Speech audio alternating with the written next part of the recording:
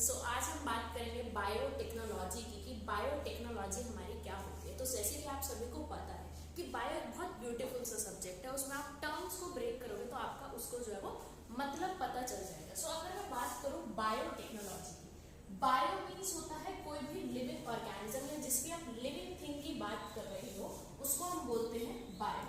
ठीक है, उस चीज के लिए हम यूज करते हैं बायो, यानी कि अगर आप कोई भी लिविंग चीज का यूज कर रहे हो। टेक्नोलॉजी आप सभी को पता है कि जो भी हम आजकल टेक्नोलॉजीज यूज करते हैं उन वो सब क्या है, हमारी टेक्नोलॉजी। यानी कि लिविंग ऑर्गेनिजम्स में हम टेक्नोलॉजी की हेल्प से कुछ ना कुछ चेंजेस करें जिसकी वजह से वो हमारे बेटरमेंट में यूज हो सके। तो बायोटेक्नोलॉजी क्यों आई हमारी, या कैसे आई? तो बेटा बायोटेक्नोलॉजी जैसे कि हम सभी को पता है कि जैसे जैसे पॉपुलेशन बढ़ रही थी या जैसे जैसे अगर मैं बात करूं इवोल्यूशन हो रही थी, तो काफी सारी ऐसी चीजें थी जो हमें नीड थी या काफी इसको जो है वो यूज किया गया हमारे फायदे के लिए, क्योंकि इंसान जो है वो एक बहुत ही ऐसा प्राणी है इस अर्थ पे जो हर चीज में अपना फायदा ढूंढता है। तो यहाँ पे भी जो हम ह्यूमन बींग्स हैं उन्होंने देखा कि हम लिविंग ऑर्गेनिजम्स में चेंजेस करके कैसा अपना फायदा करा सकते हैं, उस चीज के लिए हमने बायोटेक्नोलॉजी जो है वो यूज करना स्टार्ट किया। सो बायोटेक्नोलॉजी की अगर मैं बात करूं, पहले हम इसके प्रिंसिपल एंड प्रोसेसेस की बात करेंगे कि कैसे हमारी बायोटेक्नोलॉजी होती है, कैसे हम उसको जो है वो यूज कर सकते हैं, कैसे हमें अप्लाई करनी है बायोटेक्नोलॉजी लिविंग ऑर्गेनिजम्स में अपने यूज के लिए, तो उनके बारे में हम बात करेंगे। तो सबसे पहले बायोटेक्नोलॉजी जब भी आपको करनी है, भाई हम प्रिंसिपल एंड प्रोसेसेस की बात करेंगे, तो इसके लिए जो मोस्ट कॉमन चीज जो आपको रिक्वायर्ड है दैट इज वेक्टर्स। सबसे मोस्ट कॉमन जो चीज रिक्वायर्ड है अगर आप बायोटेक्नोलॉजी करना चाहते हैं, किसी भी लिविंग ऑर्गेनिज्म में कुछ इंसर्ट करना चाहते हैं, उससे कुछ निकालना चाहते हैं, उसका कोई प्रोडक्ट चेंज करना चाहते हैं, तो उसके लिए आपको रिक्वायर्ड होती है वेक्टर्स। वेक्टर्स या फिर इन्हें प्लाज्मिड भी बोला जाता है, जो कि हमारे प्रोकैरियोटिक सेल के अंदर प्रेजेंट होता है। आप सभी को पता होगा कि प्रोकैरियोटिक सेल के अंदर हमारा प्लाज्मिड प्रेजेंट होता है, एक्स्ट्रा जीनोमिक मटेरियल। यस, सो वेक्टर्स जो होते हैं हमारे लिए आर्टिफिशियल प्लाज्मिड्स होते हैं जो कि हम क्रिएट करते हैं। सो वेक्टर्स क्या है बेटा आपके लिए? आर्टिफिशियल प्लाज्मिड्स हैं जिन्हें हम क्रिएट करते हैं। अब एक वेक्टर को क्रिएट जब आप कर रहे हो तो उसके अंदर क्या क्या क्वालिटीज होनी चाहिए वेक्टर्स के अंदर कि वो एज अ वेक्टर कहलाए या एज अ प्लाज्मिड वो कहलाए। भाई कोई भी ऐसे नहीं हम किसी को वेक्टर नहीं कह देंगे, आप आर्टिफिशियली बना रहे हो तो आप उसके अंदर क्या क्या चीजें डालोगे कि भाई हम इसको यूज करें तो ये हमारे काम का हो। आपको ये तो पता होना चाहिए कि उसके अंदर क्या क्या चीजें डालेंगे।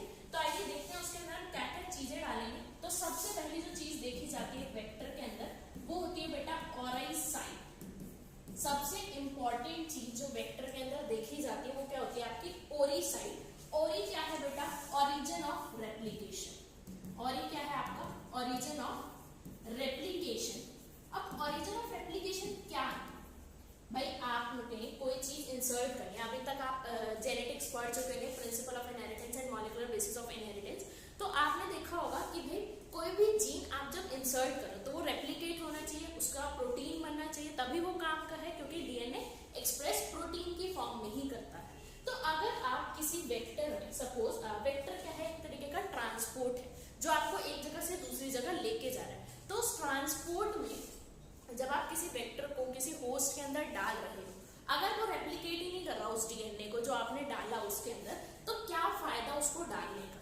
सपोज अगर आप इंसुलिन बनाना चाहते हैं, अगर आपको बनाना है इंसुलिन, आप क्या बना रहे हो? इंसुलिन बना रहे हो।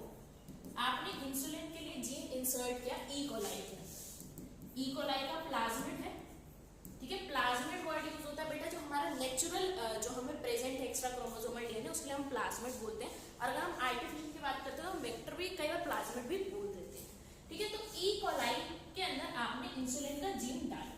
अब ई कोलाई के प्लाज्मिड के अंदर अगर ओराई प्रेजेंट ही नहीं है, ओरिजिन ऑफ रेप्लिकेशन प्रेजेंट ही नहीं है, तो ये इंसुलिन जो जीन आपने इंसर्ट किया है उसका कोई काम होगा? उसकी प्रोडक्शन हो पाएगी? नहीं, क्योंकि वो रेप्लिकेट ही नहीं करेगा। जब रेप्लिकेट नहीं करेगा तो आगे एमआरएनए नहीं बनेगा, एमआरएनए नहीं बनेगा तो प्रोटीन नहीं बनेगा। तो यानी कि origin of replication important site है। सेकेंड जो आपकी इंपॉर्टेंट चीज होनी चाहिए वेक्टर के अंदर वो होता है आरओपी। अब ये आरओपी क्या है बेटा? रेप्लिकेशन प्रोटीन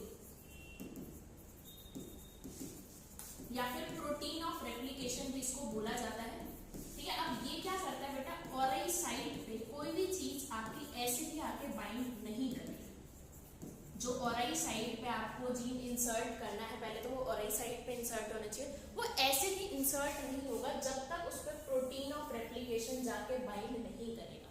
तो आरओपी जाके बाइंड करता है बेटा आपकी ओराई साइट पे। जब वो ओराई साइट पे बाइंड करेगा तो उसके बाद आपका जो है वो रीजन ऑफ रेप्लिकेशन पे जो भी आप जीन इंसर्ट करोगे वो इजीली जो है वो इंसर्ट हो जाएगा। थर्ड जो आपकी चीज इंपॉर्टेंट होती है वेक्टर के अंदर बेटा वो होते हैं सिलेक्टेबल मार्कर। क्या होते हैं? Selectable marker. अब सिलेक्टेबल मार्कर क्या है हमारे? भाई आपने इंसर्ट कराया जीन, उसकी रेप्लिकेशन हुई या नहीं हुई, या वो सही जगह पे और आई साइड पे जाके लगा था, उसकी अगर लग भी गया तो रेप्लिकेशन हुई या नहीं, ये हम कैसे चेक करेंगे? हमें कैसे पता चलेगा कि भाई हाँ ये चीज जो है वो हो गई है? तो उसके लिए होते हैं बेटा सिलेक्टेबल मार्कर। सिलेक्टेबल मार्कर आपके दो तरीके के होते हैं, इनको हम डिटेल में पढ़ेंगे। एक होते हैं आपके एंटीबायोटिक रेजिस्टेंस, दूसरे होते हैं आपके बेटा enzymes. On the basis of enzymes की एंजाइम प्रोडक्शन हो रही है या नहीं हो रही है। ठीक है, तो अब सिलेक्टेबल मार्कर क्या करते हैं? सपोज जिनके अंदर आपने ट्रांसफॉर्मेंट डाला हुआ है, ट्रांसफॉर्मेंट होते हैं जिनके अंदर आपने जीन डाला और वो जीन उसके अंदर इंसर्ट हो गया, उसने अपना काम भी कर दिया, तो या तो वो कोई पर्टिकुलर एंटीबायोटिक साइट वहां से कट हुई होगी, या कोई एंजाइम जो प्रोड्यूस होना होगा साइट से वो कट हुआ होगा। बेसिकली कोई एक चीज जो है वो गायब हुई होगी जब भी आपने जीन इंसर्ट किया। एक पर्टिकुलर साइट जो है या तो एंटीबायोटिक होगी उसके अंदर या फिर एंजाइम प्रोडक्शन साइट होगी, वो कट हो गई होगी और वो उस पर्टिकुलर चीज के लिए रिस्पॉन्ड नहीं करेगा। अगर वो रिस्पॉन्ड नहीं कर रहा है या कर रहा है, सिलेक्टेबल मार्कर हम अभी डिटेल में देखेंगे, अभी सिर्फ इंट्रो देख रहे हैं। ठीक है, नेक्स्ट जो हमारी साइट होती है बेटा सिलेक्टेबल मार्कर होती है, नेक्स्ट इसका साइज जो है वो स्मॉल होना चाहिए। जितना ज्यादा स्मॉल साइज होगा उतना ज्यादा हैंडल करना जो है वो इजी होगा। भाई ऑब्वियस सी बात है, एक बड़ा प्लाज्मिड दे दे, बड़ा वेक्टर दे दे, उसमें आप ढूंढ रहे हो और एक ही साइड का है, आरओपी बाइंड किया नहीं किया, सिलेक्टेबल मार्कर कौन सा है, तो जितना साइज स्मॉल होगा उतना हमें हैंडल करने में इजी होगा। तो इसीलिए हमेशा जो साइज होना चाहिए वो स्मॉल होना चाहिए। लास्ट जो इसकी साइट इंपॉर्टेंट है that is restriction site. Restriction site बेटा वो साइट होती है जहां से आप वेक्टर को कट करोगे जीन को इंसर्ट करने के लिए। ठीक है, तो ये रिस्ट्रिक्शन साइट्स क्या है? ये वो साइट्स है जहां से आप कट करोगे वेक्टर को टू इंसर्ट द डीएनए। ठीक है, तो restriction sites these are the sites. तो रिस्ट्रिक्शन साइट बेटा आपकी वो साइट है जहां से आप कट करते हो एक पर्टिकुलर जो भी आपको डीएनए डालना है, जीन डालना है, उसको इंसर्ट करने के लिए। अब ये जो रिस्ट्रिक्शन साइट है ये एक ही होनी चाहिए। अगर सपोज करो ये तुम्हारा एक वेक्टर है, ठीक है, इस पे यहाँ पे भी एक रिस्ट्रिक्शन साइट प्रेजेंट है, यहाँ पे भी एक रिस्ट्रिक्शन साइट प्रेजेंट है, यहाँ पे भी और यहाँ पे भी। तो जब आप कट करोगे, मॉलिक्यूलर सीजर है, उसको ये बताया गया कि भाई जहां जहां ये रिस्ट्रिक्शन साइट प्रेजेंट है, सपोज रिस्ट्रिक्शन साइट काम कैसे करते हैं, उनके अलग अलग सीक्वेंस होते हैं। सपोज जो आपकी ये मॉलिक्यूलर सीजर है, अब मॉलिक्यूलर सीजर क्या होता है वो भी बता देते हैं। सपोज इन सबका जो रिस्ट्रिक्शन साइट है वो एसीजी एसीजी एसीजी एसीजी।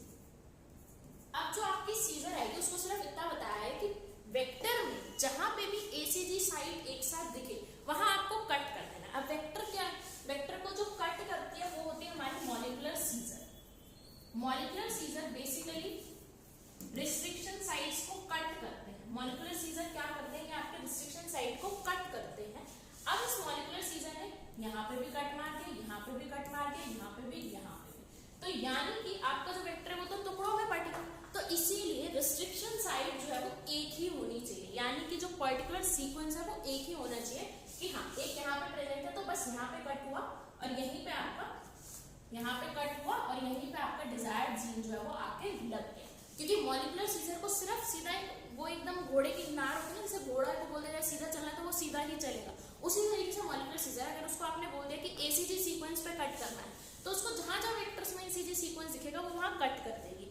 तो इसीलिए रिस्ट्रिक्शन साइट जो है वो एक ही होनी चाहिए, जिससे कि आप इजीली जो है वो एक जगह पे कट करो, वहां पे अपना डिजायर्ड जीन जो है वो इंसर्ट करो। ठीक है, अब ये हो सकता है कि अलग अलग रिस्ट्रिक्शन साइट्स प्रेजेंट, जैसे यहाँ पे एसीजी है तो किसी और मॉलिक्यूलर सीजर के लिए यहाँ पे जीएनजी प्रेजेंट हो, किसी के लिए यहाँ पे ट्रिपल ए प्रेजेंट हो, तो ये अलग मॉलिक्यूलर सीजर है, ये इस मॉलिक्यूलर सीजर से नहीं कटेगा। ये मॉलिक्यूलर सीजर सिर्फ एसीजी सीक्वेंस को काट सकती है और किसी को नहीं काट सकती है। तो ये सारी चीजें जो है वो आपके वेक्टर के अंदर प्रेजेंट होनी चाहिए। कौन कौन सी? ओराई साइट, रेप्लिकेशन ऑफ ये पांचों चीजें अगर आपके किसी वेक्टर के अंदर प्रेजेंट है तो दैट मीन्स वो एक अच्छा वेक्टर है, वो अच्छे से जो है जो भी हमने जीन इंसर्ट किया है उसका काम कर देगा। अब नेक्स्ट हम बात करते हैं टाइप ऑफ वेक्टर्स की, कि हमारे कितने टाइप के वेक्टर्स प्रेजेंट होते हैं। बात करते हैं बेटा डिफरेंट टाइप ऑफ वेक्टर्स की, कि हमारे डिफरेंट टाइप ऑफ वेक्टर्स कौन कौन से होते हैं। सो सबसे पहले हम बात करेंगे PBR 322 की। PBR 322 की अगर मैं बात करूं, ये सबसे पहला हमारा आर्टिफिशियल क्लोनिंग वेक्टर था जो कि बनाया गया था। तो ये हमारा सबसे पहला आर्टिफिशियल क्लोनिंग वेक्टर है जो कि लैब में बनाया गया था। इसकी फुल फॉर्म की अगर हम बात करें, P stands for plasmid. P होता है हमारा प्लाज्मिड के लिए, B और R है इसके साइंटिस्ट के नेम जिन्होंने इसको बनाया, जिन्होंने इसको लैब में बनाया, उसका नाम है B बॉलेवर और R है बेटा हमारा रॉड्रिग्यूस। तो ये दो साइंटिस्ट है जिन्होंने हमारा सबसे पहला आर्टिफिशियल क्लोनिंग वेक्टर जो है वो बनाया था। और 322 ये हमारा वैक्सीन का नाम है जो कि दिया गया था, वैक्सीन का नंबर है, नंबर गिवन टू क्लोन, ठीक है, ये नंबर गिवन है जो कि हमारा दिया जाता है हर एक प्लाज्मिड को। तो अगर मैं बात करूं PBR 320 की, PBR 322 हमारा इतना अच्छा है, या मैं कहूँ कि हर चीज में जो है यूज किया जाता है। मोस्टली जब भी आप बायोटेक्नोलॉजी करते हो तो मोस्टली जो प्रेफरेबल आपका वेक्टर होता है वो बेटा यही होता है PBR 322, क्योंकि इसके अंदर हर एक चीज प्रेजेंट है। अगर आप PBR 322 को देखो तो हमने जो भी क्वालिटीज की बात करी थी कि ओराई साइट होनी चाहिए, ROP साइट होनी चाहिए, रिस्ट्रिक्शन साइट होनी चाहिए, स्मॉल साइज होना चाहिए, वो सब चीजें जो है वो इसके अंदर प्रेजेंट है। सिलेक्टेबल मार्कर होना चाहिए, वो सारी की सारी चीजें इसके अंदर प्रेजेंट है। ये एक आइडियल प्लाज्मिड था, इसीलिए आज तक जब भी बायोटेक्नोलॉजी का यूज किया जाता है तो मोस्टली यही यूज किया जाता है। ड्यू टू एनी रीजन ये अवेलेबल नहीं है या फिर ये फिट नहीं बैठ रहा है तो कोई और वेक्टर जो है वो यूज किया जाता है। तो मोस्टली आपका PBR 322 ही यूज किया जाता है। आइए एक बार इसका स्ट्रक्चर देख लेते हैं कि हमारा PBR 322 का स्ट्रक्चर कैसा होता है। तो इसके अंदर बेटा सबसे पहले क्या होनी चाहिए, ओराई साइट होनी चाहिए। तो इसके अंदर हम बनाते हैं ओराई साइट, यहाँ पे आपकी प्रेजेंट होती है इसके अंदर बेटा ori site, origin of replication. Just इसके साइड में आपकी प्रेजेंट होगी ROP site, replication of protein of replication, ठीक है, ये दोनों साइड्स प्रेजेंट है। इसके बाद थर्ड चीज क्या होनी चाहिए, सिलेक्टेबल मार्कर। अब मैंने आपको बताया था कि सिलेक्टेबल मार्कर दो तरीके के होते हैं, या तो उनके अंदर एंटीबायोटिक्स की साइट प्रेजेंट होगी या फिर एंजाइम प्रोड्यूसिंग की। तो इसके अंदर हमारी एंटीबायोटिक की साइट प्रेजेंट होती है। ये एंटीबायोटिक रेजिस्टेंस साइट है, एक तो होती है हमारी टेट्रासाइक्लिन रेजिस्टेंस, दूसरी होती है हमारी एम्पिसिलिन रेजिस्टेंस। अगर आप इस प्लाज्मिड को एज इट इज ग्रो कराओ, चाहे एम्पिसिलिन रेजिस्टेंस में कराओ चाहे टेट्रासाइक्लिन, ये ग्रो कर जाएगा। लेकिन अगर आपने क्या किया, इस साइड पे ये जो टेट्रासाइक्लिन रेजिस्टेंस साइट है, इस साइड पे आपने कट करके DNA इंसर्ट किया और वो DNA इंसर्ट हो गया, आगे जो नई प्रोजनी बनी उसमें यहाँ पे वो DNA इंसर्ट हो, तो टेट्रासाइक्लिन रेजिस्टेंस वो नहीं रहेगा। सिमिलरली अगर आपने एम्पिसिलिन साइड पे कट करके DNA लगाया तो वो एम्पिसिलिन रेजिस्टेंस नहीं रहेगा। तो अगर अब आप ट्रांसफॉर्मेंट को ग्रो कराते हो तो वो पर्टिकुलर प्लेट में ग्रो नहीं करेगा जहाँ पे ये चीजें प्रेजेंट होंगी। तो इस तरीके से आप चेक कर सकते हो कि आपका जो DNA है वो इंसर्ट हुआ या फिर नहीं हुआ, ठीक है जी। नेक्स्ट जो आपकी चीज होती है वो होती है आपकी रिस्ट्रिक्शन साइट्स, यानी कि जहां से आप इस प्लाज्मिड को कट करोगे with the help of molecular scissor. Molecular scissor क्या करती है, पर्टिकुलर साइट पे कट करती है, जिसके लिए भी वो रिस्पॉन्सिबल होती है। तो प्लाज्मिड की अगर हम बात करें तो प्लाज्मिड के अंदर बेटा आपकी 8 डिफरेंट रिस्ट्रिक्शन साइट्स होती है। इसके अंदर आपकी 8 रिस्ट्रिक्शन साइट्स प्रेजेंट है। यस बिल्कुल आपने सही सुना, ये 8 अलग अलग मॉलिक्यूलर सीजर से जो है वो कट करा सकता है। अब आप कहोगे कि मैम आपने तो कहा था कि रिस्ट्रिक्शन साइट एक ही होनी चाहिए तो ही वो अच्छा होता है। बेटा एक ही तरीके की एक होनी चाहिए, बट यहाँ पे क्या है 8 डिफरेंट है, यानी कि अगर मैं एक मॉलिक्यूलर सीजर डाल रही हूँ तो वो बाकी 7 साइट्स को नहीं काटेगी क्योंकि उस पर्टिकुलर के लिए एक ही प्रेजेंट है। तो यानी कि अगर आप इस प्लाज्मिड को यूज करते हो, आपके पास एक मॉलिक्यूलर सीजर प्रेजेंट नहीं है तो आप दूसरी मॉलिक्यूलर सीजर का यूज कर सकते हो। देखिए मॉलिक्यूलर सीजर का मतलब क्या है, सीजर कट करती है जो हमारी नॉर्मल सीजर होती है। मॉलिक्यूलर का मतलब है कि कोई ना कोई बैक्टीरिया है जो उस पर्टिकुलर साइट को कट कर रहा है, इसलिए हमने उसको क्या बोला, मॉलिक्यूलर सीजर बोला। उस बैक्टीरिया जो है वो एक पर्टिकुलर सीक्वेंस पे ही कट करेगा कि अगर ये सीक्वेंस प्रेजेंट है तो ही मैं कट करूंगा। तो हमारे इसके अंदर 8 रिस्ट्रिक्शन साइट्स जो है इसके अंदर प्रेजेंट होती हैं। एक बार वो देख लेते हैं कि कौन कौन सी 8 रिस्ट्रिक्शन साइट्स जो है वो प्रेजेंट होती है। जैसे यहाँ अगर मैं बात करूं तो यहाँ पे हमारी बैन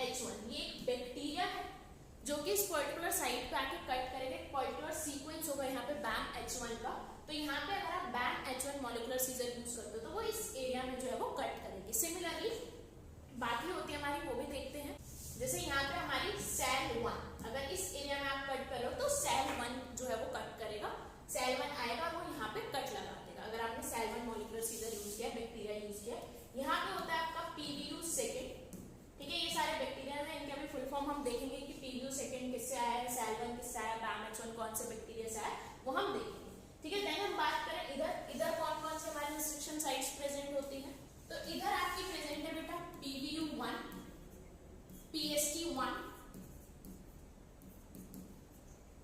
ठीक है, उधर PVU सेकंड है, इधर PVU1 है। ये चीज याद रखना, ये नहीं कि PVU देखा और बस। PVU1 उसके पीछे नंबर कौन सा है वो भी देखना है, दोनों का सीक्वेंस जो है वो अलग अलग होगा। देन एम्पिसिलिन की बात करें तो यहाँ पे हमारा इको R1 आके कट करेगा, इको R1 का सीक्वेंस यहाँ पे है। यहाँ पे हमारी CLAV1 का सीक्वेंस है कि CLAV1 जो मॉलिक्यूलर सीजर है वो यहीं आके कट करेगी और कहीं कट नहीं करेगी। यहाँ पे आपका है हिंट थर्ड का। तो ये जितने भी रिस्ट्रिक्शन साइट्स हैं, जो भी अगर इको R1 मॉलिक्यूलर सीजर आया तो वो एम्पिसिलिन रेजिस्टेंस वाली साइट को ही कट करेगा और यहीं पे डीएनए को जो है वो इंसर्ट कराएगा। ये सारे रिस्ट्रिक्शन साइट जो है हमारे बैक्टीरिया से निकले हैं, अलग अलग बैक्टीरिया से। एक बार उनके नाम देख लेते हैं कि कौन सा बैक्टीरिया क्या है, कौन से बैक्टीरिया से हमारा BAM-H1 आया, कौन सा से SAD1 आया, एक बार वो देख लेते हैं। तो BAM-H1 की अगर हम बात करें, BAM-H1 आपके कौन से बैक्टीरिया से लिया गया है? प्लस अमाइलो क्विशिफिन्स, ठीक है। तो BAM-H1 आपका किससे लिया गया है? बैसिलस अमाइलो क्विशिफिन्स से। सिमिलरली और सारे बैक्टीरिया हमारे, जैसे हिंट थर्ड की बात की जाए तो हिंट थर्ड बेटा आपका लिया गया है हीमोफीलिया इन्फ्लुएंजा से। Haemophilia influenza. इन सभी बैक्टीरिया के नाम बेटा मैं आपको क्यों बता रही हूँ, क्योंकि ये काफी बार नीट में पूछा जाता है कि हिंट थर्ड किससे हमने लिया, BAM-H1 किससे लिया, SEL1 किससे लिया। तो इसीलिए ये बैक्टीरिया जो है वो आपको याद होने चाहिए, साइंटिफिक नेम है, इसलिए आप देखोगे कि मैं इनको अंडरलाइन कर रही हूँ। हीमोफीलिया जीनस नेम है, इन्फ्लुएंजा जो है वो आपका स्पीशीज नेम है। तो जीनस नेम का फर्स्ट वर्ड जो है वो बेटा कैपिटल होता है, स्पीशीज नेम का हमेशा स्मॉल होता है। वो आपको ये पता होगा कि कैसे एक साइंटिफिक नेम जो है वो लिखा जाता है, ठीक है। नेक्स्ट की अगर हम बात करें SAL1 की, कि SAL1 हमारा किससे लिया गया बेटा? आपका स्ट्रेप्टोमाइसिस,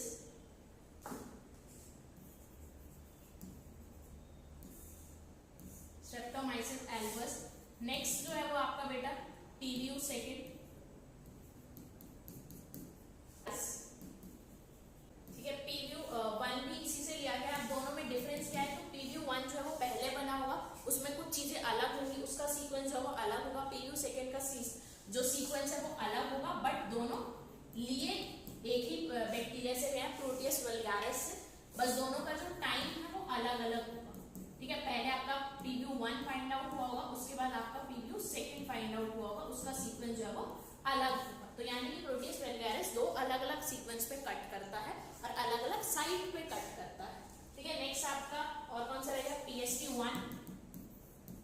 तो बेटा ये सारे आपके रिस्ट्रिक्शन साइट्स है जो अलग अलग बैक्टीरिया से लिए गए हैं। इनके साइंटिफिक नेम आपको पता होने चाहिए कि CLAV1 किससे लिया गया, इको R1 किससे लिया गया। देखो जो नाम है वो इनके जीनस और स्पीशीज से मिलकर ही दिए जाते हैं। जैसे इस्टीरिया कोलाई की बात करो तो फर्स्ट लेटर आपका किससे दिया गया है? जीनस से दिया गया है, बाकी दो आपके जो है वो स्पीशीज से दिए गए हैं। और R1 बेटा वो लैब का नंबर होता है या वो टाइम पीरियड होता है जब ये आइडेंटिफाई होता है। तो इनके नाम जो है वो इनके बैक्टीरिया से ही दिए गए, इनके जीनस और स्पीशीज नेम्स। तो ये था बेटा आपका first type of vector PBr322। इसी तरीके से और भी हमारे वेक्टर्स हैं जिनके बारे में हम बात करेंगे, तो आइए एक बार उनको देख लेते हैं। आपका वेक्टर है बेटा जो नेक्स्ट टाइप ऑफ वेक्टर है दैट इज पक फैमिली। अब इसको पक फैमिली क्यों बोला गया है? क्योंकि इसके अंदर काफी सारे वेक्टर्स जो है वो इंक्लूडेड होते हैं। अगेन इसकी अगर मैं फुल फॉर्म की बात करूं तो P stands for plasmid and UC stands for university of California. University of California, तो यूनिवर्सिटी ऑफ कैलिफोर्निया के अंदर काफी सारे जो है वो प्लाज्मिड आइडेंटिफाई हुए जिनको एक ही फैमिली के अंदर रखा गया, इसलिए इसको पक फैमिली बोलते हैं। इस वेक्टर की अगर हम बात करें कि इस वेक्टर में क्या स्पेशलिटी है, तो बेटा इस वेक्टर के अंदर जो मार्कर होता है वो इसकी स्पेशलिटी है। इसके अंदर जो सिलेक्टेबल मार्कर प्रेजेंट है वो हमारा कौन सा होता है बेटा? वो हमारे एंजाइम प्रोड्यूसिंग मार्कर है। तो इसके अंदर जो सिलेक्टेबल मार्कर प्रेजेंट है बेटा वो है आपका LAC-Z मार्कर, यानी कि इसके अंदर एक ऐसा जीन पे कट किया जाता है, ऐसी साइट पे कट किया जाता है जो कि हमारी LAC-Z प्रोड्यूसिंग साइट है। अगर वो साइट कट कर दी तो LAC-Z प्रोड्यूस ही नहीं होगा। तो ये हमारे एंजाइम बेस्ड जो है वो मार्कर यूज करता है। जबकि जो हमने PBr322 देखा था वो किसको यूज कर रहा था? एंटीबायोटिक को। यहाँ पे हमारा क्या है? एंजाइम बेस्ड है। तो इसका सिलेक्टेबल मार्कर जो है वो इसको अलग करता है, बाकी सारी चीजें इसमें ऑलमोस्ट सेम है। इसमें रिस्ट्रिक्शन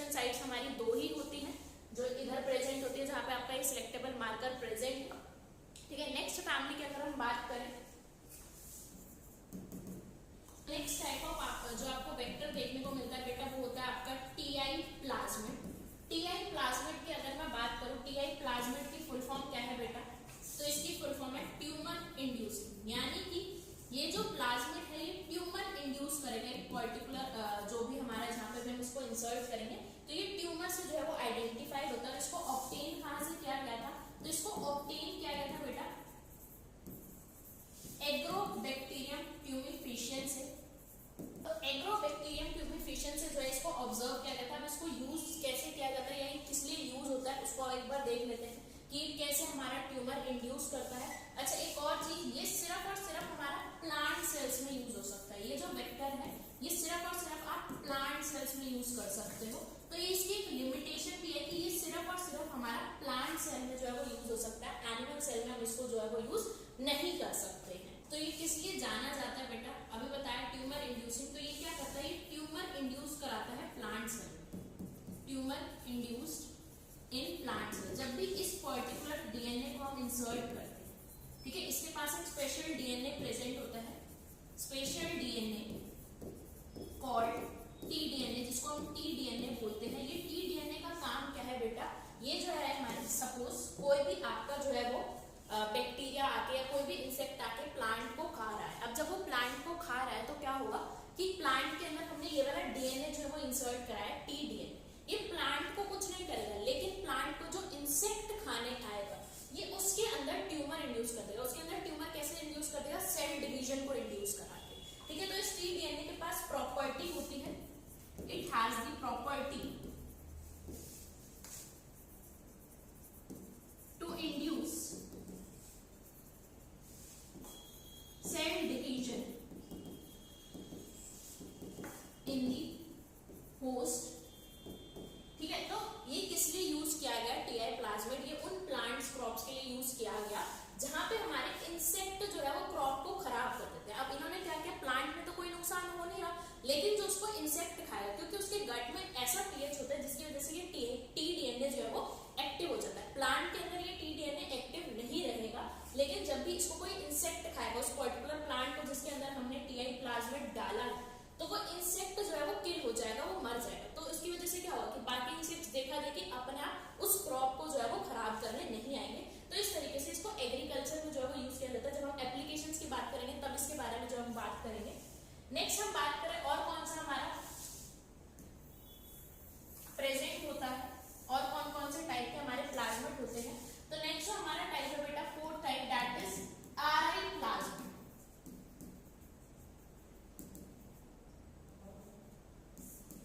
आरआई प्लाज्मिड की अगर हम बात करें कि आरआई प्लाज्मिड क्या होता है बेटा, नाम ही बताते हैं, ये हमारा रूट इंड्यूसिंग प्लाज्मिड है।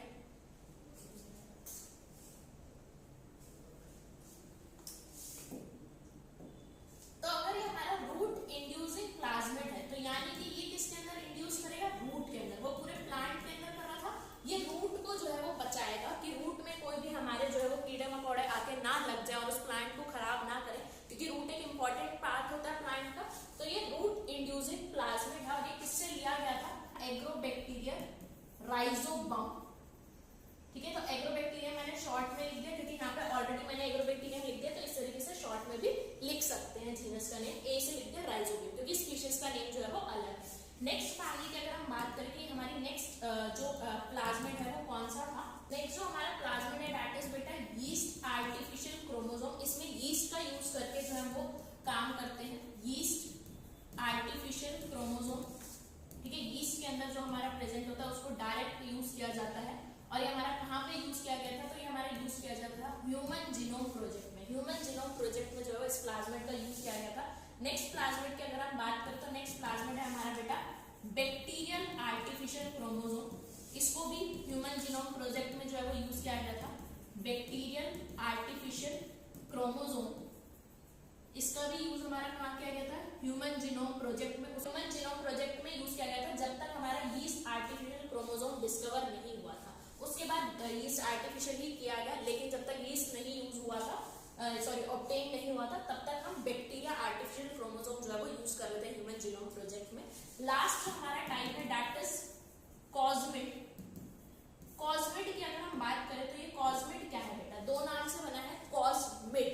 तो इसको समझते हैं पहले कि कॉस्मिड हमारा कैसा वेक्टर होता है। तो बेटा ये हमारा दो चीजों से मिलके बना है, कॉसाइड प्लस प्लाज्मिड। ठीक है, इन दोनों चीजों से ये मिलके बना है कि इसमें कॉसाइड भी है और प्लाज्मिड भी है। कॉसाइड क्या होती है, कॉसाइड हमारी वो साइड होती है जहां पे हमारा एंडोन्यूक्लियस जो है वो कट करता है। एंडोन्यूक्लियस जिस पैलेंड्रोमिक सीक्वेंस पे कट करता है उस साइड को हम क्या कहते हैं, कॉस साइड कहते हैं। तो कॉस साइड क्या है, आपकी वो साइड होती है जहां पे एंडोन्यूक्लियस कट करता है पैलेंड्रोमिक सीक्वेंस।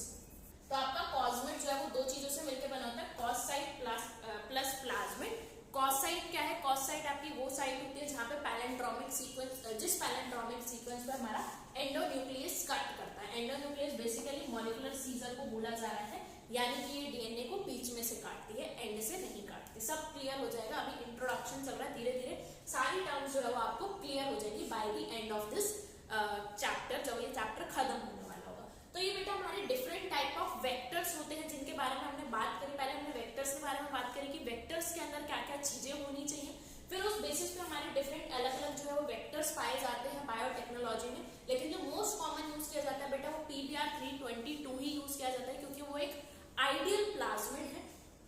तो आज के लिए हम इतना ही रखते हैं कि वेक्टर्स क्या होते हैं, डिफरेंट टाइप ऑफ वेक्टर्स क्या होते हैं। नेक्स्ट क्लास में हम बात करेंगे कॉम्पिटेंट होस्ट की, कि अब ये जो वेक्टर हमें इंसर्ट करना है तो वो होस्ट क्यों लेगा इस वेक्टर को। भाई कोई भी सेल बाहर से, कोई भी बैक्टीरिया है, कोई भी होस्ट है, वो किसी भी चीज को बाहर को क्यों अपनाएगा, तो उसको हमें होस्ट को कॉम्पिटेंट बनाना पड़ेगा, उसको एग्री कराना पड़ेगा कि भाई तुम्हें ये चीज अपनानी है और तुम कैसे अपनाओगे। तो नेक्स्ट क्लास में हम बात करेंगे कॉम्पिटेंट होस्ट की, कि कॉम्पिटेंट होस्ट हम कैसे बनाते हैं जिससे हम उसके अंदर वेक्टर जो है वो इजीली इंसर्ट करा सके। So that's it. I hope आपको ये वीडियो जो है वो पसंद आई होगी। So please like, share and subscribe